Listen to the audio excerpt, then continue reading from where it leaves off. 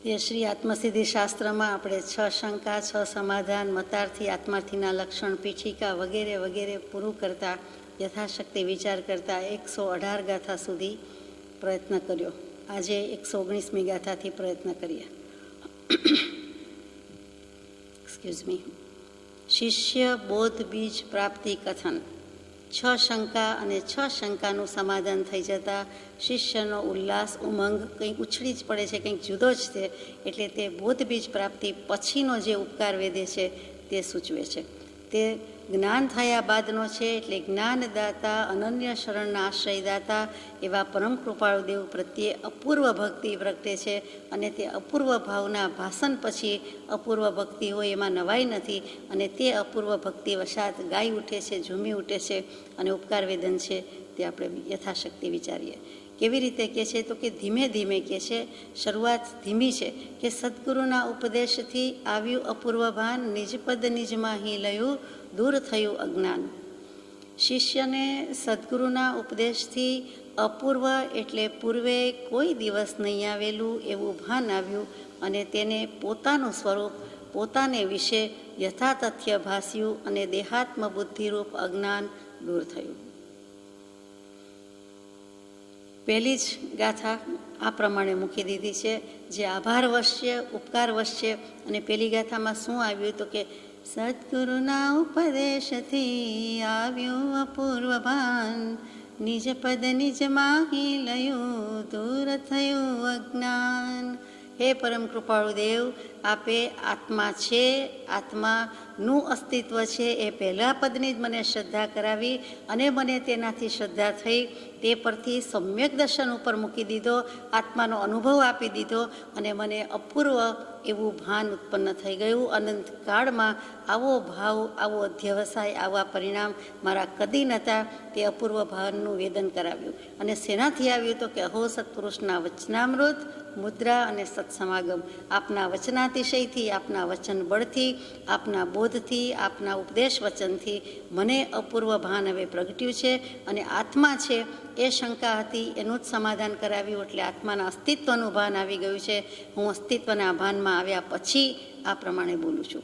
નિજપદ નિજમાં હી લયું, દૂર થયું અજ્ઞાન. એમ શિષ્ય શ્રી સદગુરુને પરમ કૃપાળુદેવને નિવેદન કરે છે કે મારું જે પદ, મારું સ્ટેટસ હતું, મારી પ્રતિષ્ઠા હતી, મારું જે કંઈ હતું તે નિજમાં મને મારા પર લાવીને મૂકી દીધો. હું આત્મા જ હતો, હું દેહાદિક સ્વરૂપ નહોતું અને મને તમે આમાં મૂકી દીધો છે. એટલા માટે તમારો કોઈ કાળે ઉપકાર વળી શકે એમ નથી. કેમ કે દૂર થયું અજ્ઞાન. મારામાં જે અજ્ઞાન અથવા જ્ઞાન જે હતું તે મિથ્યાત્વ સહિતનું હતું, એટલા માટે અજ્ઞાન કહેવાતું હતું અને એ જ તમે દૂર કર્યું છે. તો આ ઉપકાર હું કેવી રીતે વાળી શકું? એટલે અહીંયા ઉપકાર શબ્દ નથી, તો પણ તે શરૂઆત જ કયા કરે છે, પહેલા પદથી કરે છે. તે જોવાની છે કે આત્મા છે એનું મને ભાન થઈ ગયું.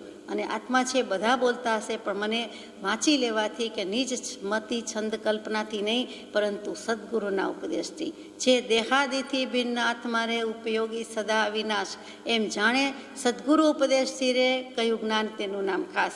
બધાએ કહે છે ને બધા વાંચતા હોય કે રાગદ્વેષ ન કરવા, પણ જેનાથી રાગદ્વેષ જાય, જેનાથી રાગદ્વેષ અજ્ઞાન જાય ત્યારે કહેવાય કે મારા કશાય ઘટ્યા, ઓછા થયા કે ક્ષય થયા અને તે કલ્યાણ થયું. તે કલ્યાણનું નિમિત્ત એવું શ્રી સદગુરુદેવ એમ કરીને અહીંયા સદગુરુના ઉપદેશને મહાત્મ્ય દર્શાવ્યું છે. સદગુરુનું મહાત્મ્ય તો છે જ, પણ એ કોના કારણે છે તો કે એમના જ્ઞાન, એમના બોધ, એમના ઉપદેશ વશાત છે. એટલે મને મારા પદનું ભાન કરાવ્યું. આગળ જઈએ એટલે અહીંયા એક પહેલા પદની જ વાત હોય તેમ સમજાય છે. પહેલા પદથી જ મને આટલું થઈ ગયું એમ આ ગાથામાં સમજાય છે. આગળ જઈએ. ભાસ્યો નિજ સ્વરૂપ તે શુદ્ધ ચેતનારૂપ, અજર અમર અવિનાશીને દેહાતીત સ્વરૂપ. હવે સદગુરુના બોધથી આવું ભાન થાય તો સદગુરુનું સ્વરૂપ શું? તો કે સદગુરુનું સ્વરૂપ કહેતા શુદ્ધાત્માનું સ્વરૂપ છે તે મને હવે ભાસી ગયું. કેવી રીતે ભાસ્યું? તો કે આત્મા નિત્ય છે તે પદથી થયું. કેવી રીતે? તો કે ભાસ્યું નિજ સ્વરૂપ તે શુદ્ધ ચેતનારૂપ. આ જે કંઈ છે તે શુદ્ધ ચેતનારૂપ છે. એટલે કે આત્મા છે, ચેતના છે, શુદ્ધ ચેતના છે, જ્ઞાન દર્શન ગુણ છે, જ્ઞાન દર્શન ઉપયોગ છે. મને તેનું ભાન થઈ ગયું. એટલે આત્મા ગમે ત્યાં જાય છે તો એની શુદ્ધ ચેતનાવાળો હતો, છે અને રહેશે. એટલે આત્મા નિત્ય છે, સત છે, અવિનાશી છે. તે બધી પ્રતીતિ મને બીજા પદથી થઈ ગઈ. એટલે હવે એનું સ્વરૂપ ભાસ્યું કે અજર છે. આત્માને જરા અવસ્થા આવતી નથી, વૃદ્ધાવસ્થા આવતી નથી. કેમ? તો કે અમર છે, એ મરતો નથી. અને કેમ? તો કે એ અવિનાશી છે, એટલે કે જન્મતો નથી. આત્મા અજર અમર અવિનાશી છે, એટલે જન્મતો નથી, વૃદ્ધ થતો નથી, મરતો નથી, સત સ્વરૂપે છે, ત્રણે કાળ ટકી રહે છે, અસ્તિત્વ છે, અને તેનું નામ અવિનાશી છે. અને વળી દેહાતીત સ્વરૂપ છે, દેહથી ભિન્ન, દેહથી જુદો, દેહથી બિલકુલ જુદો છે દેહાદિથી ભિન્ન આત્મા રે ઉપયોગી સદા વિનાશ. આ મૂળમાં બીજું પદ આપે સમજાવ્યું, અને મને બીજા પદથી આત્માના સ્વરૂપની શંકા જે કંઈ હતી તે દૂર થઈ. મને સંપૂર્ણ સમાધાન થઈ ગયું કે નાળિયેર જોયું નથી, નાળિયેરમાં ગોળો ખખડાવ્યો નથી, કે તરત જ યાદ આવી જાય છે કે દેહ અને આત્મા તો ભિન્ન જ છે. એ કદાચ ખખડે કે નહીં, કદાચ લીલું કાચું હોઈ શકે, પરંતુ તેમાં ગોળો છે. નાળિયેરમાંથી કોપરું કાઢતા કેટલી મહેનત પડે છે તે આપણને અનુભવે સમજાય છે. તો એ એક મેઘ થઈ ગયું હોય એવું લાગે છે, છતાં બંને જુદું જ છે. એમ કોપરાનો ગોળો આખો પણ કાઢનારા છે, અડધા કાઢનારા પણ છે, અને સિફતથી કાઢી લેનારા છે. પણ પ્રતીતિ તો બધાને એક સરખી જ છે. કોઈને મુશ્કેલી થાય, કોઈને વાર લાગે, કોઈને જલ્દી થાય, પરંતુ સમજે છે કે કોપરું જુદું, એના છિલકા જુદા, અને આ જે નાળિયેરનો ગોળો છે એ જુદો છે. એટલે કે શ્રીફળ બહારના છોતરાથી અંદર જુદું છે, પછી અંદરની જે છાલ છે એનાથી પણ એ બિલકુલ જુદું છે, ન્યારું છે, તે આપણે સ્વીકારીએ છીએ. એ અનુભવ છે, એમ જ જ્ઞાની પુરુષનો અનુભવ છે, કેમ કે એમણે એવું જ દેહનું અને આત્માનું સ્વરૂપ જોયું છે કે આત્મા આમ જ છે. દેહ પડી રહે છે, આત્મા ઉડી જાય છે. આત્મા તો અજર અમર અવિનાશી છે અને દેહાતીત છે. દેહથી બિલકુલ ભિન્ન અવસ્થા તે આત્માની છે. બંનેના લક્ષણ બિલકુલ જુદા છે. અનુભવથી સમજાય છે કે દેહ તો આમ જ પડી રહે છે, એ સડન પડન વિધ્વંસન એનો સ્વભાવ છે. એના અગ્નિ સંસ્કાર કરી દેવામાં આવે છે, નિકાલ કરી દેવામાં આવે છે. આત્માનો કોઈ દિવસ બાદ બાકી નિકાલ થઈ શકતો નથી. આ મોટામાં મોટું નગ્ન નક્કર સત્ય છે. તે આત્માની નિત્યતાની પ્રતીતિ હવે શિષ્યને થઈ ગઈ, એટલે કહી શકે છે કે મને મારા આત્માનું સ્વરૂપ સમજાઈ ગયું છે.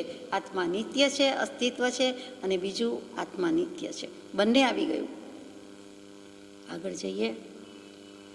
પોતાનું સ્વરૂપ શુદ્ધ ચૈતન્ય સ્વરૂપ અજર અમર અવિનાશી અને દેહથી સ્પષ્ટ જુદું ભાસ્યું. કરતા ભોગતા કર્મનો વિભાવ વર્તે જ્યાંય, વૃત્તિ વહી નિજ ભાવમાં થયો અકર્તા ત્યાંય. હવે વૃત્તિ વહે નિજ ભાવમાં પરમાર્થે સંકિત, કે જ્યારે વૃત્તિનો પ્રવાહ સ્વભાવમાં આત્મભાવમાં વહે, આત્મ સ્વભાવમાં જ વહે, ત્યારે તેને નિશ્ચયથી સંકિત કહેવાય છે, નિશ્ચય સમ્યક દર્શન કહેવાય છે, આત્માનુભવ કહેવાય છે. તે આપણે વિચાર્યું હતું યથાશક્તિ ગઈકાલે. હવે શું આવ્યું? તો કે એ જ વાત આગળ જાય છે કે જ્યાં વિભાવ એટલે મિથ્યાત્વ વર્તે છે, ત્યાં મુખ્ય નહીંથી કર્મનું કર્તાપણું અને ભોગતાપણું કયું જાય છે. અને આત્મ સ્વભાવમાં વૃત્તિ વહી, તેથી તે અકર્તા થયો. ફરીથી કરતા ભોગતા કર્મનો વિભાવ વર્તે જ્યાં સુધી વિભાવ પરિણતિ છે, જ્યાં સુધી મિથ્યાત્વ છે, ત્યાં સુધી આત્મા કર્મનો કરતા પણ લાગે છે, કર્મનો ભોગતા પણ લાગે છે. કે હું જ કરું છું ને બીજો કોણ કરે છે, મને જ આવડે છે, હું જ કરી શકું છું, મારા વિના ન ચાલે, વગેરે વગેરે ભાવ. અથવા તો મને આવડે છે, મેં કર્યું, અથવા તો મેં બતાવ્યું, મેં અનુમોદના કરી, મેં કરાવ્યું. આ જે કર્તા કર્મકરણ જે બધો ભાવ છે તે કર્તૃત્વ ભાવ, અને એને કારણે થતો ભોક્તૃત્વ ભાવ તો આત્માનો છે. તો કે વિભાવ દશામાં છે, મિથ્યાત્વ દશામાં છે, અજ્ઞાન દશામાં છે, જ્ઞાન દશામાં નથી જ નથી. તો પછી કર્મ કાંઈક આત્મા કરતો તો છે જ. તો કે શુદ્ધ પરિણતિ, શુદ્ધ સ્વભાવે એની જ સ્વરૂપનો કરતા છે. જે સ્વરૂપ પરિણતિ થાય છે એનો કરતા હોય તો તે આત્મા છે. કેમ કે તે શુદ્ધ સ્વભાવના અવલંબનથી કરે છે. પોતાના શુદ્ધ સ્વભાવ પોતાની પાસે છે તેનાથી કરે છે. એટલે કે પોતાની વૃત્તિ પોતાના ભાવમાં વહી નિજ ભાવમાં ગઈ, એટલે ત્યાં એક અકર્તા થઈ ગયો. ત્યાં એને જ્ઞાન દશા પ્રગટી ગઈ. એટલે કે વિભાવમાં નથી, સ્વભાવમાં છે, એટલે ત્યાં એને જ્ઞાન દશા કહેવાય છે. એટલે એમ કહી દીધું કે વૃત્તિ વહી નિજ ભાવમાં થયો અકર્તા ત્યાંય. આત્મા કરતાય નથી ને આત્મા ભોગતાય નથી. કઈ રીતે? તો કે ચેતન જો નિજ ભાનમાં કરતા આપ સ્વભાવ, એ સ્વભાવનો જ કરતા કહેવાય છે, બાકી કરતા નથી. જે કહેવાય છે તે વ્યવહારથી કહેવાય છે અને મિથ્યાત્વ દશાથી કહેવાય છે, બાકી કહેવાતો નથી. એટલે અહીંયા ભગવાને આપણને ત્રીજા પદથી વાત કરી હતી. એ જ શિષ્ય કહે છે સપ્રેમ સુપ્રત. આપે ત્રીજું પદ સમજાવ્યું હતું કે આત્મા કરતા છે, કરતા નથી. એને ચોથું પદ ભોગતા છે ભોગતા નથી, કઈ અપેક્ષા એ કરતા ભોગતા છે અને કઈ અપેક્ષા એ નથી, એ મને બરાબર મગજમાં બેસી ગયું છે, બંધબેસતું થઈ ગયું છે, કેમ કે મને મારા સ્વરૂપનું ભાન પ્રગટ્યું છે. એટલે હું કહી શકું છું કે સ્વભાવ દશામાં આમ છે, વિભાવ દશામાં આમ છે. આપના કહેવાથી, આપની કૃપાથી, આપના બોધ બળથી કહી શકાય છે. તો ત્રીજા પદથી પોતે આ ગાથા કહી છે. એટલે કે અહીંયા 3 પદની વાત પૂરી થાય છે. કેવું ધીમે ધીમે કહે છે શિષ્ય, કેટલો સુગ્ન છે, સમજુ છે અને અનુભવી થયો છે એટલે કહી શકે છે. અથવા નિજ પરિણામ જે શુદ્ધ ચેતનારો કરતા ભોગતા તે હનો નિર્વિકલ્પ સ્વરૂપ. 122મી ગાથા છે કે અથવા આત્મ પરિણામ જે શુદ્ધ ચૈતન્ય સ્વરૂપ છે તેનો નિર્વિકલ્પ સ્વરૂપે કરતા ભોગતા થયો. નિર્વિકલ્પ સ્વરૂપે કરતા ભોગતા થઈ ગયો. ઘણું કહી દીધું અહીંયા. આત્મા ભોગતા છે પણ સ્વરૂપનો ભોગતા છે. સમય સમયે આત્મા આત્મામાં પરિણમે છે અને ત્યાં તેની નિર્વિકલ્પ અવસ્થા છે. આત્મા કરતાય નથી ને ભોગતાય નથી, તો શેનો ઉપભોગ કરે છે, એને શું ભાવે છે, શું પસંદ છે, કઈ ક્રિયા કરે છે, કયો ભાવ કરે છે? તો કે આત્મા શુદ્ધ થયો, તેથી આત્માના પરિણામ પણ શુદ્ધ ચેતનારૂપ થયા છે. અને શુદ્ધ ચેતનારૂપ પરિણતિ હોય ત્યારે નિર્વિકલ્પ દશા જ હોય, બીજી કોઈ દશા ન હોય. ત્યાં સવિકલ્પતા નથી, ત્યાં કોઈ આકાર નથી, ત્યાં કોઈ શબ્દ વિચાર આકારનો જન્મ નથી, એટલે કે એનું અવલંબન નથી, કારણ કે જન્મ જ નથી. આ નિર્વિકલ્પ દશા ત્યાં હોય છે. એટલે હું નિર્વિકલ્પ સ્વરૂપનો હવે ભોગતા થયો. અથવા નિજ પરિણામ જે આત્માનું પરિણામ છે, જે શુદ્ધ ચેતનારૂપ કરતા નથી ભોગતા નથી, તો આત્માની પરિણતિએ કર્યું શું? તો કે સ્વરૂપનો ભોગતા થયો. બીજા શેનો ભોગતા હોય? હું જે કંઈ છું તે મારા સ્વભાવનો, મારા આત્માનો આનંદ લઉં છું, સુખ લઉં છું, ભોગવું છું. બીજું કાંઈ ભોગવતો નથી. કોઈ પણ કર્મફળ એ પણ ભોગવતો નથી. કર્મના ઉદયને પણ પોતાનાથી ભિન્ન ગણે છે, જુદો ગણે છે, એમાં લેપાતો નથી, નવો કર્મ બંધ કરતો નથી. માટે કહેવાય કે નિર્વિકલ્પ અવસ્થા છે, નિર્વિકલ્પ સ્વરૂપ છે. કોઈ જાતના રાગદ્વેષ નથી, રતિ અરતિ નથી, ગમાણ નથી. અને તે વખતે તેની શું અવસ્થા છે? તો કે નિર્વિકલ્પ અવસ્થા છે. એક જાતનો કોઈ જાતનો સંકલ્પ પણ નથી અને વિકલ્પ પણ નથી. આ સંકલ્પ વિકલ્પ રહિત દશા, થોટલેસ સ્ટેજ, નિર્વિકલ્પ દશા, નિર્વિકલ્પ ઉપયોગ, નિર્વિકલ્પ સ્વરૂપનો અનુભવ થયો. અને કહી દઉં છે કે મને હવે આ મોક્ષ છે એ સમજાઈ ગયું, હું જ મોક્ષ સ્વરૂપ છું તેમ લાગી ગયું. એટલે કે કરતા ભોગતા નથી અને છું. તો જે સ્વભાવ પરિણતિએ નિજ સ્વરૂપનો કરતા અને નિજ સ્વરૂપનો કરતા એટલે નિજ સ્વરૂપનો ભોગતા છું, બીજું કાંઈ નથી. એટલે ભાવ આખો ક્યાં આવી ગયો? તો કે મારા પરિણામ શુદ્ધ થઈ ગયા, સંકલ્પ વિકલ્પ રહિત થઈ ગયા. હું શુદ્ધ ચેતના રૂપ જ છું. એટલે કે જ્ઞાન દર્શન ગુણ અને જ્ઞાન દર્શન પર્યાય એટલે જ્ઞાન દર્શન ઉપયોગ ધરાવતી શુદ્ધ ચેતના છું. કર્મ ચેતના, કર્મ ફળ ચેતના અત્યારે નથી જ શુદ્ધ ચેતના રૂપ છું. કેમ કે અનુભવે છે, અનુભવ કરી રહ્યો છે, એટલે ત્યાં એને નિર્વિકલ્પતા છે. અહીંયા પણ ઘણી દશા ઊંચી કહી દીધી. એટલે કે હવે એને નિર્વિકલ્પતાનો અનુભવ થઈ ગયો. એટલે ચોથા પદથી લઈ લીધું, ત્રીજા ચોથા પદનું મિક્સ કર્યું. અહીંયા પેલું ત્રીજું પદ હતું, હવે ત્રીજું ચોથું બંને અનુભવાઈ ગયું અને મોક્ષનો અનુભવ થઈ ગયો, મુક્ત ભાવનો અનુભવ થઈ ગયો, મુક્ત સ્વભાવની સ્થિતિ થઈ ગઈ. માટે ત્યાં નિર્વિકલ્પ દશા છે. આગળ જઈએ. 123મી ગાથા.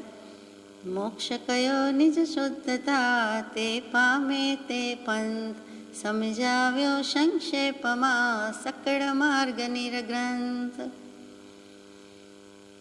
મને હવે મોક્ષ સ્વરૂપનો અનુભવ થઈ ગયો. એટલે હું મોક્ષ સ્વરૂપ છું. જે આપે કહ્યું હતું કે તું છો મોક્ષ સ્વરૂપ. શું કામ? તો કે છૂટે દેહાધ્યાસ તો નહીં કરતા તું કર્મ, નહીં ભોગતા તું તેહનો, એ જ ધર્મનો મર્મ. એ રીતે પણ સમાધાન થઈ ગયું છે, ઉપાય બતાવ્યો છે. એટલે દેહાધ્યાસ રહ્યો નથી. વળી 6 પદની વાત હતી ત્યારે 5મું પદ મોક્ષ છે એમ કહી દીધું હતું. એટલા માટે મને મોક્ષ સ્વરૂપ સમજાઈ ગયું. પછી મોક્ષનો અનુભવ થઈ ગયો, કેમ કે મોક્ષના ઉપાય પણ આપી દીધા હતા. એટલે હવે મને સમજાઈ ગયું છે કે મોક્ષ કોને કહેવાય, મોક્ષનો અનુભવ કોને કહેવાય અને સ્વરૂપનો અનુભવ કોને કહેવાય. એટલે હું મોક્ષ સ્વરૂપ જ થઈ ગયો. તો પછી એક વાક્યમાં, એક શબ્દમાં શિષ્ય કહી દે છે કે મોક્ષ કયોની જે શુદ્ધતા, કરવાની તો શુદ્ધિ જ હતી ને, બીજું તો કંઈ શોધવા જવાનું નહોતું ને. સર્વોત્કૃષ્ટ શુદ્ધિ, ત્યાં સર્વોત્કૃષ્ટ સિદ્ધિ આપે જ સમજાવ્યું છે. તો જેટલો ચોખ્ખો થયો, શુદ્ધ થયો, તેટલો મોક્ષનો અનુભવ થઈ ગયો. અને એક વખત સંપૂર્ણ અનુભવ થઈ ગયો. તો હવે એકદમ સંપૂર્ણ પરિપૂર્ણ કેવલ જ્ઞાન થશે તેવો અનુભવ પણ થઈ જશે. અનુભવ તો બંનેમાં એક સરખો જ છે, પરંતુ મારા કશાય જેમ જેમ ઘટતા જશે, ઘટાડતો જઈશ, તેમ તેમ હવે તમારા શરણથી, બળથી, બોધથી કેવલ જ્ઞાન પણ પામીશ અને આત્મામાં જ જ્ઞાન દર્શન ચારિત્રની એકતા છે તે જે કહેવાય છે તે મોક્ષનો માર્ગ, તે મોક્ષનો પંથ, તે હું અનુભવીશ અથવા તો તે રસ્તે હું પડી ગયો છું અને છેલ્લે રસ્તો કાપતા કાપતા કિલોમીટર, માઇલ બધા પૂરા થઈ જશે એટલે છેલ્લે મોક્ષે પણ જતો રહીશ અને મોક્ષ મેલની સીડી ગણતો ગણતો મોક્ષ મેલમાં પહોંચી જઈશ, એટલે કે સિદ્ધ શિલા પર બિરાજમાન થઈ જઈશ. અને આવું જે થાય છે તે પામે તે પંથ, તેને રસ્તો કયો છે, તેને પંથ કયો છે, તેને મંઝિલ કીધી છે.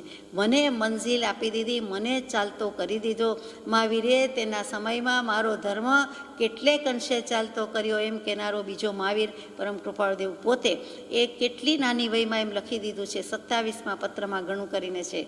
લિખિતાંગ આશુપ્રજ્ઞ રાજચંદ્ર મૂકે છે તે ભગવાને કે તે ભગવાન મહાવીરના સમયમાં મારો ધર્મ, મારા આત્માની પ્રગતિ, આઝાદી, આબાદી અથવા મારા આત્માની ચક્ર ગતિમાન કર્યા, એટલે કે દશા કરાવી. અનન્ય શરણ મેં પકડ્યું અને મારી દશા થઈ, વર્ધમાન સ્વામી પાસે મારી દશા શરૂ થઈ, વર્ધમાન થઈ અને એ મંઝિલ કાપતો કાપતો હું મોક્ષમાં, અને તમને પણ શિષ્યને પણ કહી દઉં છું કે એમ કરીને મોક્ષ કયો નિજ શુદ્ધતા, તે પામે તે પંથ. એટલે શિષ્યના મુખે ભલે કેવડાવે છે, પરંતુ કહેનાર, લખનાર, શાસ્ત્ર રચતા તો પોતે જ છે. એટલે તે અપેક્ષાએ કહીએ છીએ કે મોક્ષ કયો નિજ શુદ્ધતા. મોક્ષ શબ્દમાં જ બધું આવી ગયું. મોહનો ક્ષય કરવો, તેનું નામ મોક્ષ.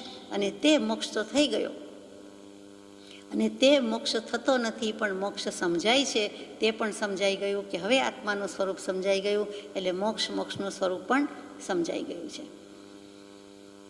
ખરું લખી દીધું છે ભગવાને કે મોક્ષ જેટલી મોટી વાત, મોટું પદ અને એક જ 4 જ અક્ષરમાં, 4.5 અક્ષરમાં લખી દીધું. જેમ પરમાત્મા 4.5 અક્ષર છે તેમ નિજ શુદ્ધતા કહી દીધું. પતી ગઈ વાત. 4.5 થી 5 અક્ષર નિજ શુદ્ધિ કયો તો 4.5 થાય, 4 થાય, 4.5 થાય અને 5 અક્ષરમાં માર્ગ. નિજ શુદ્ધતા, નિજ પોતે છે જ, અને શુદ્ધતા પોતાની શુદ્ધિ, પોતાની સંપૂર્ણ શુદ્ધિ, તે મોક્ષ. બીજું કાંઈ કરવાનું નથી. ચોખ્ખો થઈ ગયો. શુદ્ધ ચેતના આજ લગી કર્મ ચેતના, કર્મ ફલ ચેતના રૂપે પ્રવૃત્તિ હતી, પણ હવે જ્ઞાન ચેતના થઈ. હવે હું મારા શુદ્ધ સ્વરૂપનો, શુદ્ધ જ્ઞાન ચેતનાનો સ્વામી થયો. જેમ ભગવાનને આપણે કહીએ છીએ કે શુદ્ધ ચૈતન્ય સ્વામી, તેમ આપણે પણ કહીએ કે અમે પણ શુદ્ધ ચૈતન્યના સ્વામી. મહાજનો યેન ગતઃ સહપંથ, આપણે કહીએ છીએ કે મહાપુરુષો જે રસ્તે ગયા છે તે રસ્તો જ પંથ છે, માર્ગ છે, અને તે જ મોક્ષનો માર્ગ છે. રસ્તો તો ઘણા બતાવે, વ્યવહારમાંય ઘણા રસ્તા બતાવે છે, ઘણી બાબતમાં પણ બધા ઘણા રસ્તા કે ઉપાય બતાવે છે, અને મોક્ષે જવાના પણ ઘણા રસ્તા બતાવે છે, ઘણી ક્રિયા બતાવે છે, પરંતુ મોક્ષ વસ્તુ જુદી છે. એ સદગુરુના અંતસ્તત્વમાં પડેલી છે, બીજે નથી. મોક્ષ બહારથી લાવવાનો નથી. મોક્ષ પોતાનો થાય છે, પોતાના વડે થાય છે, પોતાનાથી જ સમજાય છે. જો સમજે તો સહજમાં મોક્ષે, નહીં તો અનંત ઉપાય પણ નથી. અને પાછો પંથ કહી દીધો, અને કેવો સમજાવ્યો સંક્ષેપમાં, બહુ જ સંક્ષિપ્તમાં, ટૂંકમાં સમજાવી દીધો છે. વિસ્તાર તો ઘણો લાંબો છે, પણ કૃપાળુદેવે બધાનો સમય શક્તિ બચાવ્યા છે અને સંક્ષેપમાં બહુ જ ટૂંકમાં મૂકી દીધો છે. ટૂંકમાં છતાં આખો માર્ગ મૂક્યો છે. સકળ માર્ગ નિર્ગ્રંથ, સકલ કલ સહિત મૂક્યો છે, ચાવી સહિત મૂક્યો છે, જેમ તેમ નથી મૂક્યો. સઘળો, સમસ્ત, અખિલ, આખો, એ તો સકળ ખરું જ, પણ સકલમાં કલ આવ્યું, જે તાળાની કલ બદલી નાખે છે, કહીએ છીએ ચાવી આપી દીધી છે, તેવો સકળ માર્ગ છે. વળી નિર્ગ્રંથનો છે. મારો તમારો નથી, ઘરનો નથી, પરંતુ ખિસ્સાનો નથી. જે અનંતકાળથી દેવાધિદેવે કહ્યો છે, પ્રરૂપ્યો છે, તે જ માર્ગ છે. માર્ગ એક જ છે, મોક્ષના માર્ગ બે નથી. એક હોય 3 કાળમાં પરમારથનો પંથ, એવો છે મોક્ષનો રસ્તો. એક જ કે સમ્યક દર્શન, સમ્યક જ્ઞાન, સમ્યક ચારિત્રની એકતા થાય છે, તેને મોક્ષ માર્ગ કહેવાય છે. અને તે જ મોક્ષનો માર્ગ, તે જ મૂળ માર્ગ, આત્માનો જ માર્ગ, અને તે નિર્ગ્રંથે બતાવી દીધો છે. હવે પ્રશ્ન થાય કે નિર્ગ્રંથ શું, નિર્ગ્રંથ કોણ? તો કે ગ્રંથ એટલે અહીંયા ગાંઠ. ગ્રંથ એટલે શાસ્ત્ર, પુસ્તક, મોટું વોલ્યુમ, તે નહીં. જેમાં વિચારો ગૂંથેલા છે, જ્ઞાન ગૂંથેલું છે, તે નહીં. પરંતુ અહીંયા ગ્રંથ એટલે ગાંઠ. ગાંઠ શબ્દ બોલવો ગમે નહીં, વેઠ પેઠની જેમ ગાંઠ ગમે નહીં, એટલે ગ્રંથિ. ગ્રંથિમાંથી થઈ ગયું ગ્રંથ. તો કે એ જે ગ્રંથ છે, ગ્રંથિ છે, આંતર પરિગ્રહ અને બાહ્ય પરિગ્રહ છે, તે જેને છેદાવ્યો છે, જેનો નિર્ગત થઈ ગયો છે, નિર્મૂળ થઈ ગયો છે, તે નિર્ગ્રંથ કહીએ છીએ. પહેલું તો મિથ્યાત્વની ગ્રંથિ વાંસ જેવી મજબૂત છે, તે છેદાઈ ભેદાઈ ગઈ. દેહ અને આત્મા એક છે તો કે ના, જુદા છે. અને એનો અનુભવ થઈ ગયો એટલે મિથ્યાત્વ છેદી ભેદી નાખ્યું. તે જેણે છેદી ભેદી નાખ્યું છે તે નિર્ગ્રંથ છે. સમ્યક દૃષ્ટિ નિર્ગ્રંથ છે, હકીકતમાં છે. એને થોડુંક બાકી છે, એને અંતરંગ પરિગ્રહ કદાચ હોય, એવો પ્રારબ્ધનો ઉદય હોય તો બાકી છે, પરંતુ એ નિર્ગ્રંથ કહેવાય. સદગુરુ આત્મા, સદગુરુ દેવ, સદગુરુને દેવ કહી દીધા, સદગુરુનો આત્મા તે નિર્ગ્રંથ છે. એક જગ્યાએ આવે છે કૃપાળુદેવના શબ્દમાં કે નિર્ગ્રંથ એટલે સદગુરુ, એટલે ત્યાં પણ નિર્ગ્રંથ મહાત્મા કીધા છે. શું કામ? તો કે એને લગભગ બાકી છે પ્રારબ્ધનો ઉદય જે છે, છેલ્લો ધક્કો છે, છેલ્લા પરમાણુ છે, એને ભોગવીને નિર્જરાવી દેવાને મોક્ષે જવાનું છે.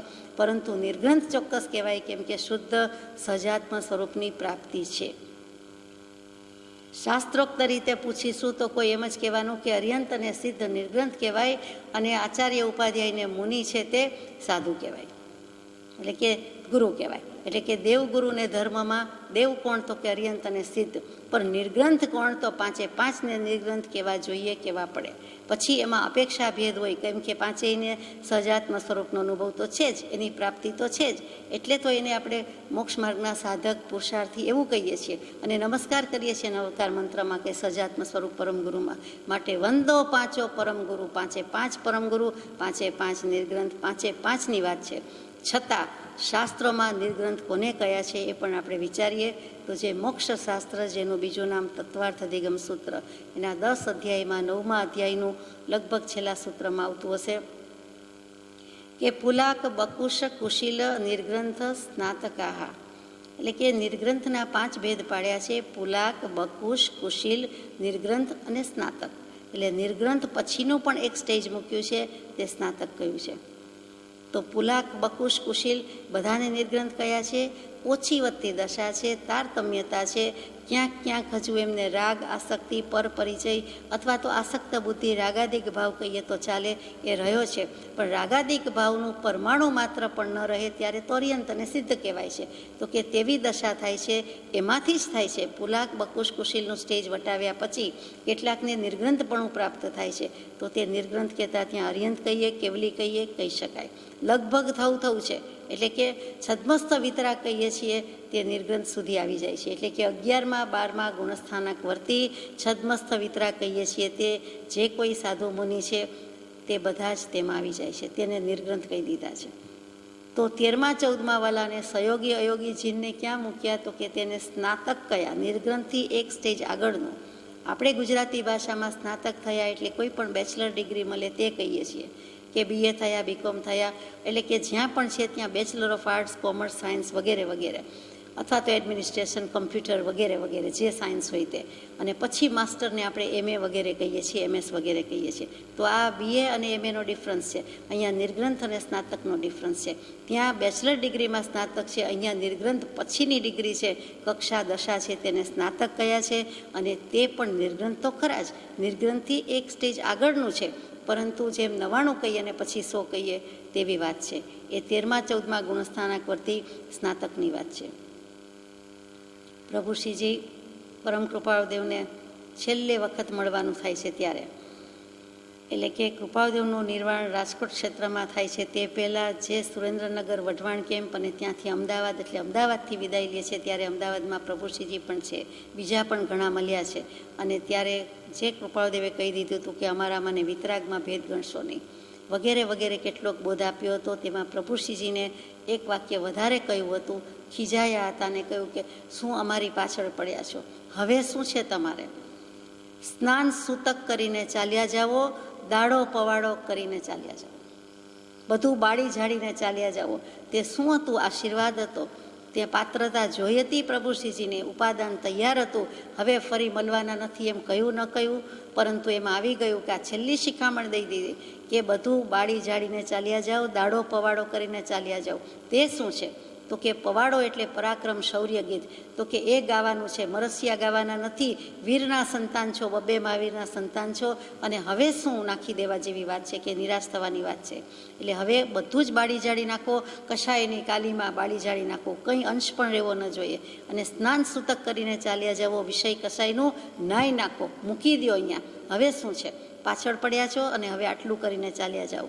એટલે કે આ ભવમાંથી ઉઠી જવાનું છે, આ સંસારથી ઉખડી જવાનું છે અને ત્યાં આપી દીધો આશીર્વાદ. તો આ જે હતું એ નિર્ગ્રંથની દશા, અને નિર્ગ્રંથ વિતરાગ પુરુષે પ્રત્યક્ષ સમાગમ બોધમાં આત્મજ્ઞાનની પ્રાપ્તિ તો પ્રભુશ્રીજીને કરાવી જ હતી, અને પછી છેલ્લે આ શિખામણ આપી દીધી હતી. આ નિર્ગ્રંથનો માર્ગ સમજાવ્યો સંક્ષેપમાં, સકળ માર્ગ નિર્ગ્રંથ. ત્યાં શુભેચ્છા અને શુભાશીષ પણ આપી દીધી કે જાવ આમ કરો. બીજા કોઈને આવું ન કહ્યું, પ્રભુશ્રીજીને કહ્યું કે આવી દશા છે, આવી યોગ્યતા છે, તમે હવે સત્પુરુષ જ છો, તમે આત્મજ્ઞાની છો, આત્મજ્ઞાન ત્યાં મુનિપણું તે સાચા ગુરુ હોય. ક્ષમાપનામાં બોલીએ કે હું હવે તમારું, તમારા ધર્મનું અને તમારા મુનિનું શરણ ગ્રહું છું. તો એ ક્ષમાપના પાઠ આપણને સાર્થક થતો લાગે. હે પરમ કૃપાળુદેવ, ક્ષમાપના આપની પાસે આલોચું છું, લઉં છું, પરંતુ સાથે સાથે તમારા મુનિ, આ પ્રભુશ્રીજી જેવા મુનિનું શરણ પણ ગ્રહું છું, અને તમારું અને તમારા ધર્મનું, એમાં તો બધું આવી ગયું, નિશ્ચયથી વ્યવહારથી શરણા. તો હવે આ કેટલી ઉપકાર બુદ્ધિ છે તેની પ્રસ્તાવના કે ભૂમિકા બંધાતી જાય છે કે અમને ભગવાને બધું આપી દીધું, સકલ માર્ગ આપી દીધો, આખો રસ્તો બતાવી દીધો, મોક્ષનો માર્ગ ખુલ્લો છે. સડક કોઈના પિતાશ્રીની નથી, રસ્તો કોઈના બાપાનો નથી, તો પોતાનો છે, જે ચાલે છે તેનો છે. મોક્ષના રસ્તે જે પડી જાય છે તેનો રસ્તો છે. નમસ્તે કરો, નમસ્તે પડો રસ્તે. ભગવાને રસ્તો બતાવી દીધો છે, રસ્તો માપી લીધો છે, માપી જ લીધો છે, એટલે કે જાણી લીધો છે, જોઈ લીધો છે. તે અર્થમાં કહીએ છીએ, કટાક્ષ રીતે કહેતા નથી. કાયાની વિસારી માયા સ્વરૂપે સમાયા એવા નિર્ગ્રંથનો પંથ ભવ અંતનો ઉપાય છે. જળ ચેતનનો ભેદ તો કે દિવસનો પડી ગયો, પછી કાયાની પણ માયા વિસારી દીધી અને કૃપાળુદેવ સ્વરૂપમાં સમાઈ ગયા, અને નિર્ગ્રંથનો પંથ જે કંઈ અનંતકાળથી છે તે શ્રી આત્મસિદ્ધિ શાસ્ત્રમાં બે ઝીઝક, બે ધડક મૂકી દીધો છે. એકદમ જ એકી કલમે લખી નાખી છે એવી 142 ગાથા, અને અહીંયા માર્ગની વાત પૂરી થઈ જાય છે. હવે શિષ્યને ઘણું બધું લાગી આવે છે, એટલે બધા પદની શંકાના સમાધાનથી કે મોક્ષનો ઉપાય પણ બતાવી દીધો ભગવાન. હવે એથી શું કહું, પણ હજી દેહ ધરાવું છું, એટલે પછી ઉપકાર બુદ્ધિ વેદે છે. વોટ ઓફ થેન્ક્સ શબ્દ તો કેટલો નાનો લાગે, પરંતુ હવે શિષ્યને લાગી આવે છે એટલે કહે છે. અહીંયા પ્રભુશ્રીજીનું પણ આપણને સ્મરણ થાય, કેમ કે પ્રભુશ્રીજીને પણ 42 જન્મદિને 142 ગાથાની આત્મસિદ્ધિ શાસ્ત્રની સુંદર સુહામણી ભેટ આપી છે. એ પ્રભાવના જ હતી, એના ઉપર એક ઉપર પ્રભાવ નથી પડ્યો. આપણા જેવા અનેક ભવ્ય જીવો માટે એના હિતાર્થે આત્મસિદ્ધિ શાસ્ત્રનું દાન આપ્યું છે. એ આપણને આત્મસિદ્ધિ જ આપી દીધી છે એમ કહીએ તો ખોટું નથી. કેમ પ્રભુશ્રીજીએ આપ્યું, તો કે એમને યોગ્ય લાગ્યું ત્યારે આપ્યું. પહેલાં મેળવનાર મૂળ પ્રેરક તો કે પ્રભુશ્રીજી, પછી શ્રી સૌભાગ્યભાઈના કહેવાથી વિનંતીથી એમણે લખી તો ખરી, પણ ત્યારે 4 જ સુગ્ન આત્મા લાગ્યા, ત્યારે 4 જ સત્પાત્ર લાગ્યા. પરંતુ પ્રભુશ્રીજીની અનંતી કરુણા કૃપાળુ દેવ કરતાં પણ ચડી જાય તેવી.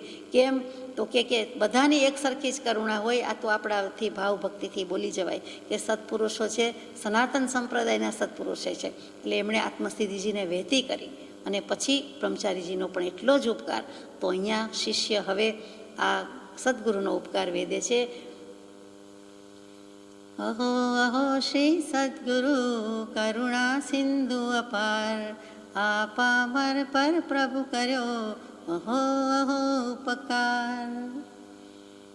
અહો અહો 2 વખત અહો કહ્યું. અહો શબ્દના ઘણી રીતે અર્થ થતા હશે, ઘણી રીતે ઉપયોગ થતો હશે. અહીંયા તો આશ્ચર્ય થાય છે કે અહો સદગુરુની, સત્પુરુષની આવી તીર્થંકર દેવ જેવી દશા, આવી ઉત્કૃષ્ટ દશા, આવી ઉત્કૃષ્ટ યોગ દશા, મોક્ષ દશા દેખાય છે. તો વેશ વણિકનો અને દશા વેશ તો કે નિર્ગ્રંથનો, વેશ વણિકનો અને દશા નિર્ગ્રંથની, તો કે એમાં વસતા સદગુરુ દેવે મને આવી આત્મસિદ્ધિ જે આપી દીધી, સ્વરૂપ સિદ્ધિનું દાન આપી દીધું. શ્રી સૌભાગ્યભાઈ તો આત્મસિદ્ધિ શાસ્ત્ર બોલતા જ ન હતા, એને તો સિદ્ધિ શાસ્ત્ર જ કહેતા હતા. એમણે તો બિરુદ આપી દીધું કે આત્મા તો છું જ, આત્મા શબ્દ કાઢી નાખ્યો, છેદ ઉડાડી દીધો ઉપર નીચે. પછી સિદ્ધિશાસ્ત્રને વંદના, સિદ્ધિશાસ્ત્રની ભેટ, મને સિદ્ધિ જ મળી ગઈ. આ તો કહેવું પડે ત્યારે શાસ્ત્ર, બાકી તો સિદ્ધિશાસ્ત્ર જ છે.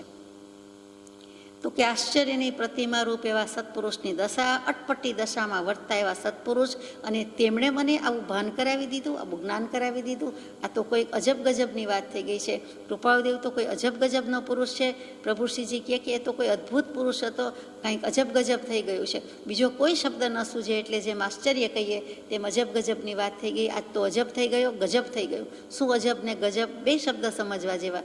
તો કે એકદમ ફેન્ટાસ્ટિક લાગે છે પછી ફેન્ટસીમાં જતા રહીએ, બીજા લોકમાં જતા રહીએ, બીજા ભવમાં જતા રહીએ, સતલોકના વાસી થઈ જાય, મોક્ષ અનુભવાઈ જાય એવી દશામાં મૂકી દે, જેમ ટ્રાન્સમાં મૂકી દે, બેભાન કરી નાખે, નિર્વિકલ્પ દશામાં આવી જાય અને પછી કે અહો અહો આવું આશ્ચર્ય થઈ જાય છે.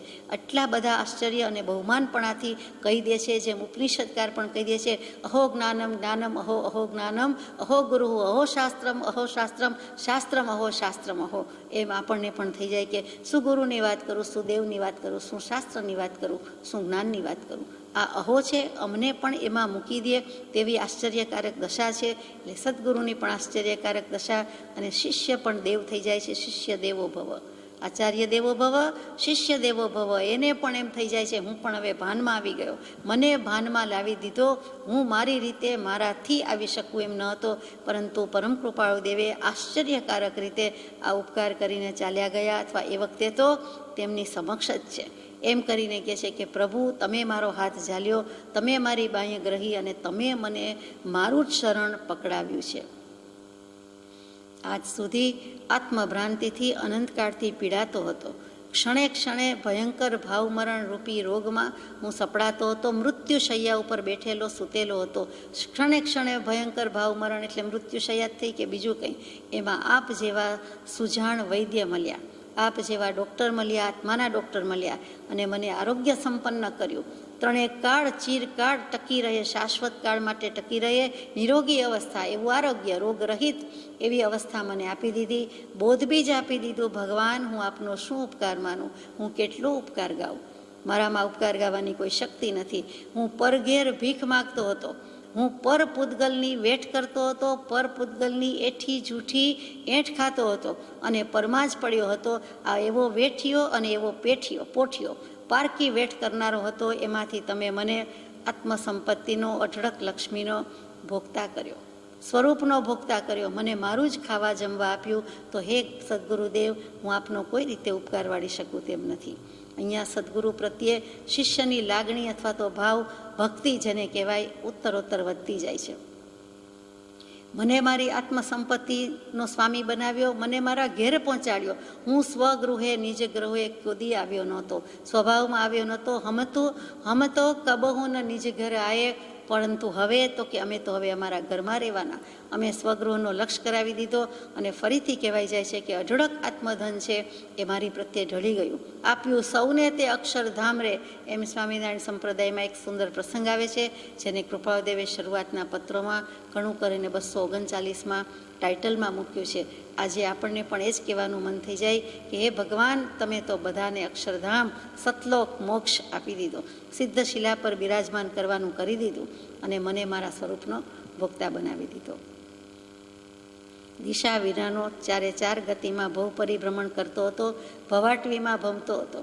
એમાંથી બાકી હતું તો મને ઉગારી દીધો. કેવી રીતે? તો કે ભવનું ભાન કરાવ્યું, સંસારનું ભાન કરાવ્યું અને મને મિથ્યાત્વનું ભાન કરાવ્યા પછી સમ્યક દર્શનનું ભાન કરાવ્યું, સમ્યક દૃષ્ટિ આપી દીધી, મને જ સમ્યક દૃષ્ટિ કરી દીધો.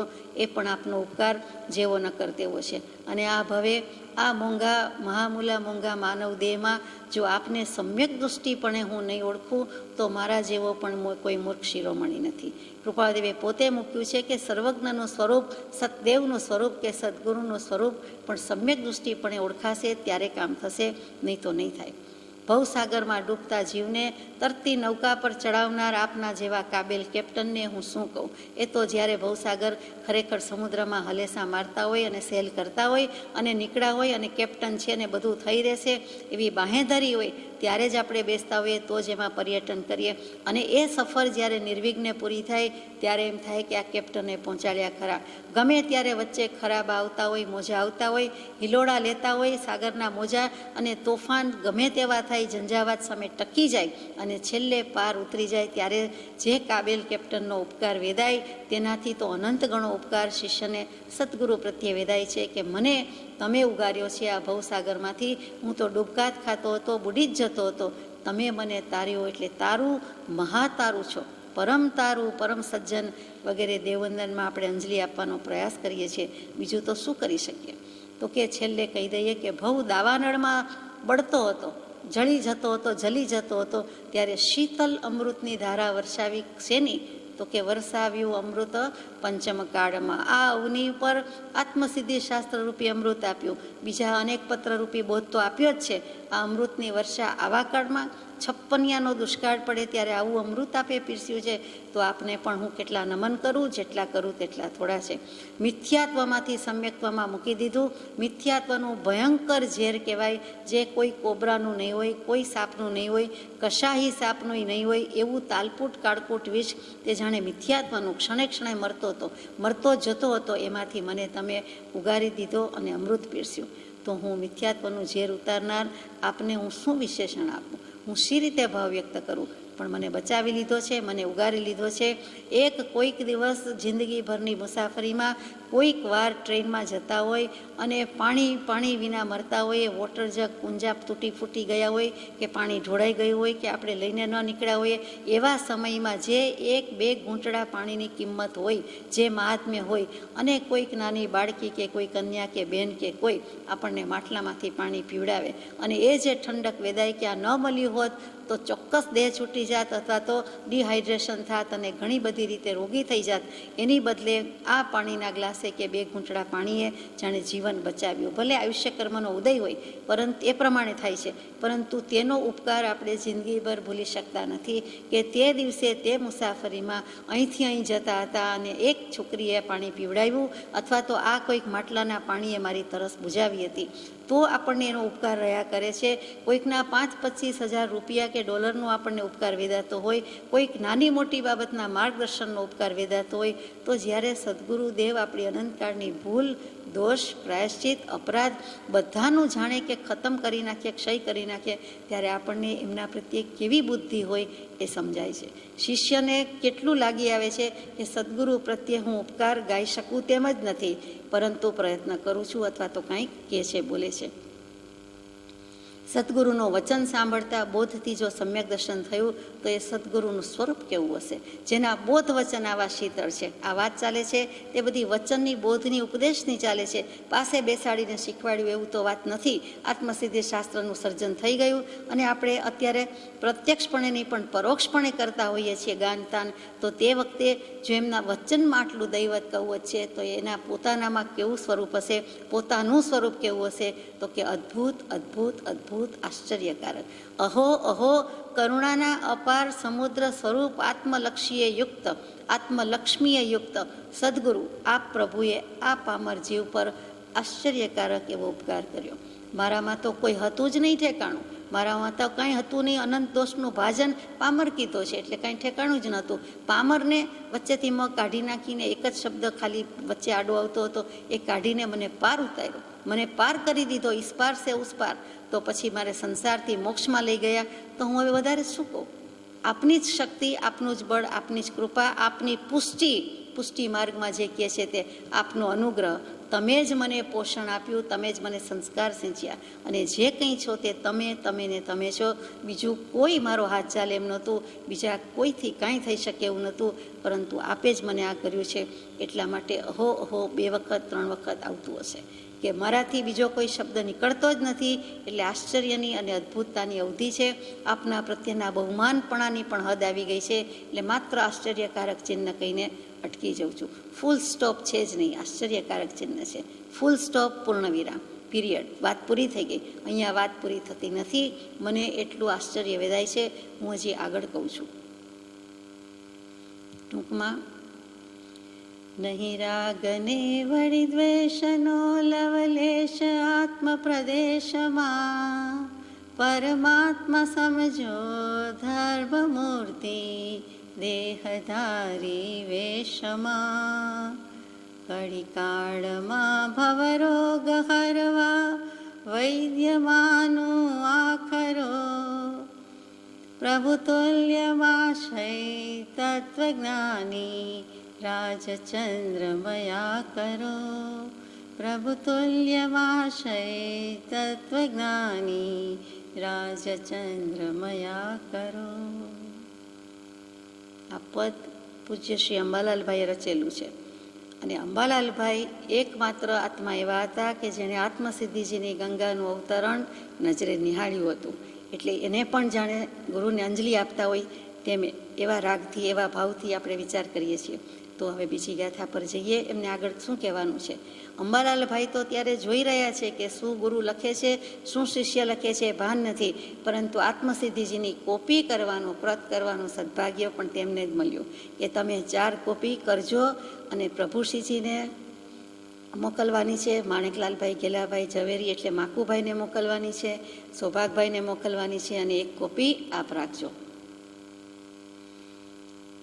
શું પ્રભુ ચરણ કને ધરું આત્માથી સૌહીન, તે તો પ્રભુએ આપ્યો વર્તું ચરણાધીન. પ્રભુ પ્રભુ છે, કૃપાળદેવ ભગવાન, કૃપાળદેવ પ્રભુ, કૃપાળદેવ અરિયંત, કૃપાળદેવ કેવલી, કૃપાળદેવ સર્વજ્ઞ, આત્મજ્ઞ, સમયજ્ઞ, કૃપાળદેવ સર્વમ સર્વા, ચોક્કસ સર્વમ સર્વા.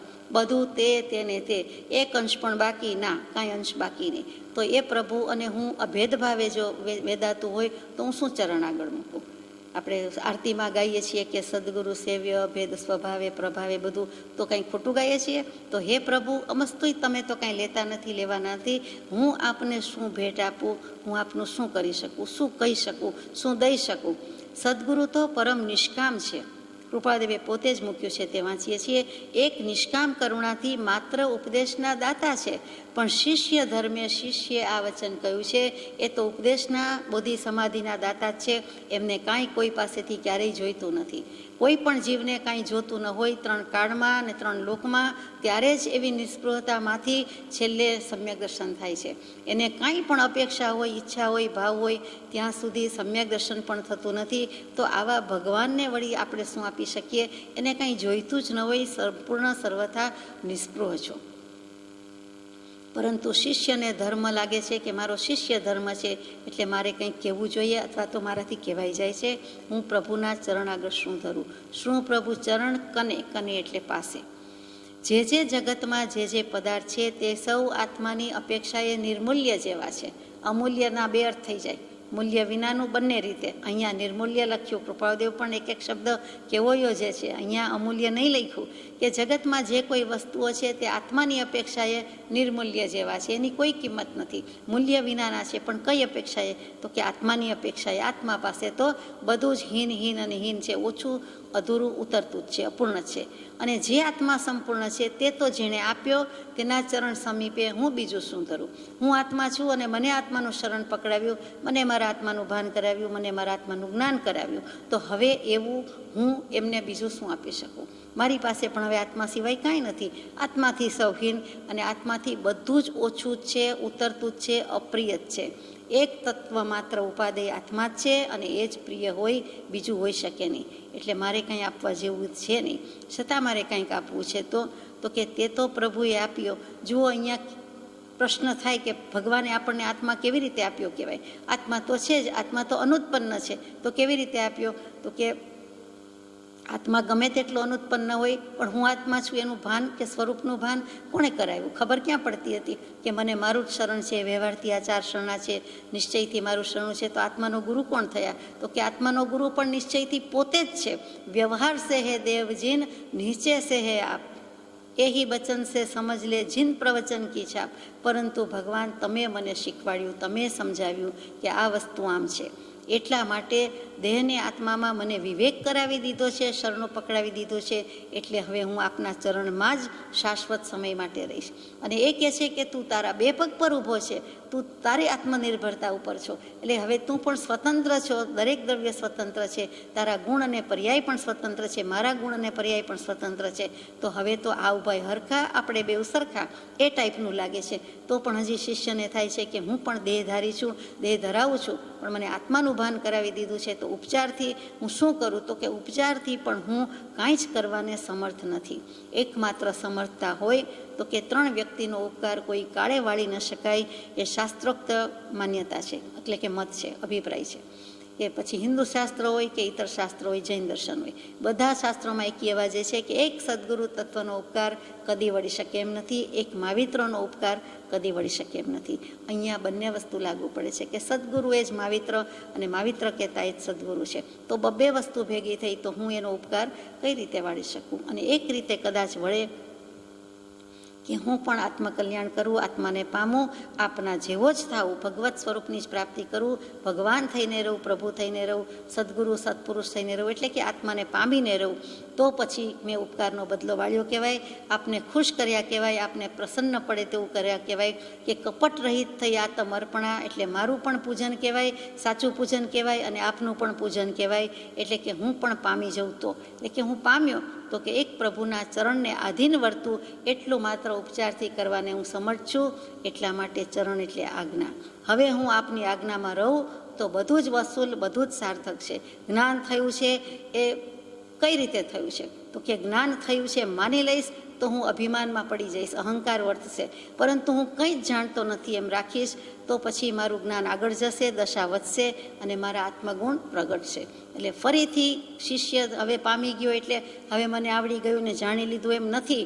જેવો ચડે છે એવો જ પડે છે, એ ચીમકી પણ આપી દીધી છે.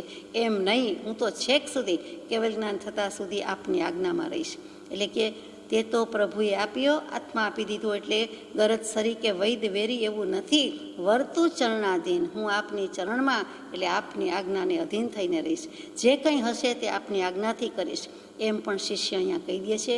આટલું થાય તો પણ મેં કાંઈક કર્યું કહેવાય. હું આટલું આપને આપી શકું, એટલે કે હું આપને આટલું વચન આપી શકું છું. આપના વચન બળથી મને આટલી દશા થઈ, તો હું આપને આટલું વચન આપું છું કે હું આપની આજ્ઞામાં હર હંમેશ રહીશ. બહુ શરૂઆતના 84માં પત્રમાં આવ્યું કે જેવા ભાવથી પડાય તેવા ભાવથી પડી જાય.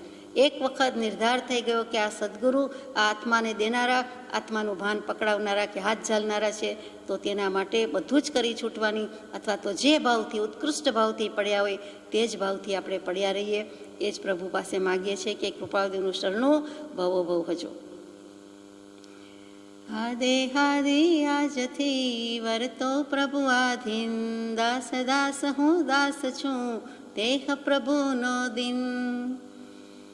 આ દેહ આદિ, એમાં ઘણું કહી દીધું. આ દેહ તે મારો નથી, પરંતુ દેહાદિક પદાર્થ છે, સગાવાલા છે, અથવા મને લાગતી જગતમાં મારી વસ્તુ જે કહેવાતી હશે, અથવા મને સ્પર્શતી વસ્તુ હશે, તે બધી જ જે કોઈ વસ્તુ છે કે વ્યક્તિ છે, સગાવાલા પર પદાર્થ બધા દેહ આદિ કહી દીધું છે. હું દેહાદિ સ્વરૂપ નથી. એવી રીતે આ દેહાદિ એકલું દેહ નહીં, આજથી જ વર્તો પ્રભુ આધીન, હું પ્રભુને આધીન થઈને જ રહું કે વર્તું. દાસ દાસ હું દાસ છું, એટલે કે એક વખત દાસ નહીં, બે વખત દાસ નહીં, પણ 3 વખત લખ્યું છે. હું આપનો તો દાસ છું, સવાલ જ નથી. દાસ કહેતા નોકર, ચાકર ને ગુલામ. દાસના અર્થ આવા થાય. ક્ષુદ્ર વર્ગનું જ્યાં કામ હતું, કેટલીય વાર વચન આવે કે હું નોકરી કરીશ નહીં, હું દાસપણું કરીશ નહીં, હું દાસત્વ કરું નહીં. કદાચ મહાનીતિમાં પણ એવું એક વચન આવે છે. તો હું નોકરી, ગુલામી, ક્ષુદ્રપણું કોઈનું કરવા તૈયાર નથી. તેમ છતાં ભગવાન છો, તમે સદગુરુદેવ છો, તો નોકર પણ, ગુલામ કર, ચાકર પણ શેઠનું કીધું બધું જ કરે. અંશ માત્ર ન માને એવું નથી. એ જમાનો હતો, આજે જુદું દેખાય છે, અવળું દેખાય છે. તો કે એવી જ રીતે એ કરે છે, તેમ હું પણ સત્પુરુષનો, સદગુરુનો દાસ જ છું. નોકર, ચાકર, સેવક, સેવક શબ્દ આપણે કહી દીધો. તો કે જે કહેશો તે કરીશ, જેમ કહેશો તેમ કરીશ, હું દાસ જ છું. પહેલાં જગતથી ઉદાસ થયો છું, હવે હું દાસ થયો છું, આપના ચરણમાં આડોટું છું, આવ્યો છું. પછી બીજી વખત દાસ કયો કે તમને જે કોઈ માને છે તે બધા શિષ્ય મુમુક્ષુ આત્માર્થી, તેનો પણ હું દાસ છું. એટલે કે દાસનોય દાસ છું. અને એથી અધિક તો કે મને કંઈ જ્ઞાન થયું એટલે અહંકાર, એશ, અભિમાન નથી. હું કંઈ જ જાણતો નથી. જે કંઈ છો તે સર્વમ સર્વ આપ જ છો, આપ જ જાણો છો. એ બ્રહ્મચારીજી અને પ્રભુશ્રીજીના સંબંધ, પ્રભુશ્રીજીને કૃપાળુદેવના સંબંધ, કે ત્યાં સુધી બ્રહ્મચારીજી કોઈ દિવસ બોલ્યા નથી. પ્રભુશ્રીજીની વિદ્યમાનતામાં બોધ, વચન, ઉપદેશ, આદેશ કંઈ આપ્યો નથી. જે પૂછ્યું હોય તેનો જવાબ, બાકી વચ્ચે બોલવાની તો વાત નહીં, પણ પ્રભુશ્રીજી કહે તો જ બોલે, તો જ કહે, અને ત્યારે જ કહે, નહીં તો કાંઈ જ નહીં. એમણે જે કહ્યું હોય કે આ પત્રનો જવાબ આપવાનો છે તો આપે. જે કીધું હશે તેમ કર્યું છે, પરંતુ પોતે આપ ભૂલી ગયા, હું કહું, મને આવડે છે, હું સમજું છું, અથવા તો આનો જવાબ આમ હોય, અથવા પેલા પંડિત તો કંઈક જુદા અપેક્ષાથી, જુદા નહીંથી વાત કરે છે. પણ કૃપાળુદેવને આ અભિપ્રેત છે, પ્રભુશ્રીજીને આ કેવું છે, એમ પણ બને ત્યાં સુધી કોઈને સુધાર્યા નથી. પ્રભુશ્રીજીની આજ્ઞા હોય તો જ કર્યું છે, બાકી કર્યું નથી. તે પુરુષને પણ આ તકે એટલા જ નમસ્કાર છે. એ દાસાનુદાસ લખ્યું એટલે ખરેખર હી મેન્ટ ઇટ, એમ જેમ કૃપાળદેવ લખે, કોઈક જ પત્રમાં દાસાનુદાસ કૃપાળદેવે વાપર્યું છે. પ્રભુશ્રીજીએ તો કાયમ દુષ્ટ દાસી લખ્યું છે, દાસી નહીં, દાસી જ વળી, એટલે વધારે અધિક નમ્રતા બતાવી. અને એથી પણ અધિક બ્રહ્મચારીજી વળી 2-3 વખત દાસાનુદાસ કે દાસનાય દાસ ને તેનાય દાસ કે કૃપાળદેવે 3 વખત દાસ મૂક્યો છે. તો આપણે કહીએ એમાં નવાઈ નથી. તો દાસ છું 7 વાર દાસ છું એમ કહીએ તેમ 17.5 વાર દાસ છું એવી રીતે કહે છે. કોઈ પણ એંગલથી કયો, સમ્યક દર્શન જ્ઞાન ચારિત્ર રત્નત્રયની પ્રાપ્તિ માટે જાણે સામે પણ 3 વખત દાસ મૂક્યો હોય તેમ સમજાય છે. અને વળી આપના અનેક દાસ હોય, તમે એક છો, તમારે તો અનેક હોય. એ અનેક દાસમાં હું છેલ્લા નંબરનો છેલ્લો શિષ્ય, છેલ્લી પાટલીનો છેલ્લો શિષ્ય માનજો, હું એમ જ છું, હું પેલો નથી. વળી એમાં પણ હુસાતુસી થાય તો કે એમ નહીં, આપના બધા દાસમાં મારો નંબર છેલ્લો. એટલે 3-4 રીતે દાસ કહ્યું હોય તેમ લાગે છે. દાસ દાસ હું દાસ છું, તે પ્રભુનો દિન. અહીંયા આત્મસિદ્ધિ શાસ્ત્રમાં તે પ્રભુનો દિન લખ્યું છે. પ્રણિપાત સ્તુતિ વગેરેમાં આપણે આપ પ્રભુનો દિન ગાઈએ છીએ અને તે પ્રમાણે છે. બંને એક જ છે. ત્યાં આપ એટલે આપણે પરમ કૃપાળુદેવની સમક્ષ એમને સંબોધીને ઉદ્દેશીને ગાઈએ છીએ, એટલે ત્યાં આપ પ્રભુ. અને અહીંયા પોતે લખ્યું છે શાસ્ત્રમાં, એટલે જે કોઈ થઈ ગયા જ્ઞાની પુરુષ કે જ્ઞાની પરમાત્મા એને તે પ્રભુનો દિન કીધો છે, કે તે પરમાત્મા તત્વ જેણે જેણે અનુભવ્યું છે તે બધા જ અનંત આત્મા છે અને તે પ્રભુનો દિન. અહીંયા શિષ્યના મુખે મુકાવ્યું હોય તો પણ એમ કે તે નિર્દોષ નરનું કથન માનો, તે જેણે અનુભવ્યું. તો તે એટલે પરમાત્મા તત્વનો જેને અનુભવ થઈ ગયો, પરમાત્મા દશા જેની થઈ ગઈ, તેવા જે કોઈ છે તે બધા જ આવી ગયા. બહુવચન લઈ લીધું છે. આ રીતે લખીને શિષ્ટ વિનય પણ જાળવ્યો છે કે જેટલા શિષ્ટ પુરુષો થયા તે બધાનો ઉપકાર અને તે બધાનો પણ હું દિન છું, દાસ છું. આ પરમાત્માની શૈલી, લઘુમાં લઘુ, નમ્રમાં નમ્ર, એટલે કોઈ બાકાત રહ્યા નથી. ક્યાંય તીર્થંકર શબ્દ નથી, પરંતુ બધાને લઈ લીધેલા છે. આગળ જઈએ કે આ દેહ આદિ શબ્દથી જે કંઈ મારું ગણાય છે તે આજથી કરીને સદગુરુ પ્રભુને આધીન વર્તો. હું તે પ્રભુનો દાસ છું, દાસ છું, દાસ છું, દિન દાસ છું. ષટ સ્થાનક સમજાવીને ભિન્ન બતાવ્યો આપ, જ્ઞાન થકી તરવારવત એ ઉપકાર અમાપ. 6 સ્થાનક સમજાવીને હે સદગુરુદેવ આપે દેહાદિથી આત્માને જેમ મ્યાનથી તલવાર જુદી કરીને કાઢીને બતાવીએ તેમ સ્પષ્ટ જુદો બતાવ્યો. આપે મપાઈ શકે નહીં તેવો ઉપકાર કર્યો છે. નિસ્પૃહ ભાવે આત્મા બતાવ્યો છે. આત્માને આત્મામાં સ્થિર રાખી દીધો છે, સ્થિર થવાનો માર્ગ બતાવ્યો છે અને તે નિશ્ચય કરાવી દીધો છે, એટલે કે નિર્ણય કરાવી દીધો છે. બધેથી ચોખ્ખું થઈ જાય છે. નરણે કોઠે કહીએ છીએ તેમ નરણા કોઠે ચોખ્ખો કરાવીને આટલો નિશ્ચય ગળે ઉતરાવી દીધો છે. દાંતરડા ગળી ગયો તો એ કઢાવ્યા છે અને અશુદ્ધિમાંથી શુદ્ધિ કરાવી છે.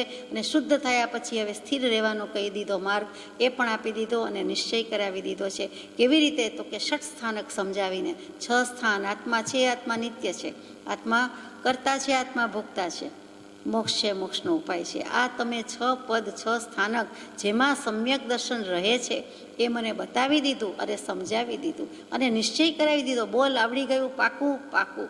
ભિન્ન બતાવ્યો આપ મને તલવાર, મ્યાન પણ કદાચ નહીં જોયું હોય આપણે તો કે તલવાર અને મ્યાનમાંથી જેમ તલવાર કાઢીને બતાવી, જો આમાં સમાઈ ગઈ હતી, આ બહાર કાઢી એટલે દેખાણી. આત્મા દેખાતો નથી પણ આમ આત્મા બતાવાય. કેવી રીતે? તો કે જોયો, જાણ્યો ને અનુભવ્યો. તો કે જોવાનું તો કેવલ જ્ઞાન થશે ત્યારે, પણ હવે જણાય છે તો કે જણાય છે, હવે અનુભવાય છે તો કે અનુભવાય છે. તો એવી જ રીતે સ્પષ્ટ મને જુદો બતાવી દીધો છે. અને આપે કેવો ઉપકાર કર્યો તો કે અમાપ, જેનો કોઈ તોલ જોખ માપ થઈ શકે તેવો નથી, તેવો અમાપ ઉપકાર કર્યો છે. હે પરમ કૃપાળદેવ, હે સદગુરુદેવ, હું વધારે આપને શું કહું. આ 6 સ્થાનકે હદ કરી નાખી છે. એટલે 6 પદનો અમૃત પત્ર બોલાય છે કે મિથ્યાત્વનું વિભાવનું જે રોકાવ્યું છે, કઢાવ્યું છે અને પછી કહીએ છીએ કે અમૃત જ છે. એ નર્યું અમૃત પીરસ્યું છે, પીવડાવ્યું છે. આપણને તેનું મહાત્મ્ય લાગતું નથી. જ્યાં સુધી ગુરુવાણી, જીનવાણી, કૃપાળદેવના વચનામૃતજી વાણીનું મહાત્મ્ય લાગતું નથી ત્યાં સુધી આપણું બધું પાણીમાં છે, ધૂળમાં છે. એટલે કે વાણીનું મૂલ અને પાણીનું મૂલ અમૂલ છે, થઈ શકતું નથી. તો એ પાણી રૂપે ક્યારે કહેવાય? તો કે એ પરમાર્થનું પાણી છે, એ વાણી છે, એ અમૃત છે. એનું જ્યારે ભાન થશે, એનું રિયલાઇઝેશન થશે, એનું મહાત્મ્ય થશે ત્યારે થશે. અને તો જ થશે, નહીંતર એનો કોઈ બીજો ઉપાય નથી. અહીંયા આગળ જઈએ કે હવે આ ઉપકાર જે પ્રણિપાત સ્તુતિમાં ગાઈએ છીએ તે ઉપકારની સ્મૃતિ પૂરી થાય છે, પછી ઉપસંહાર શરૂ થાય છે.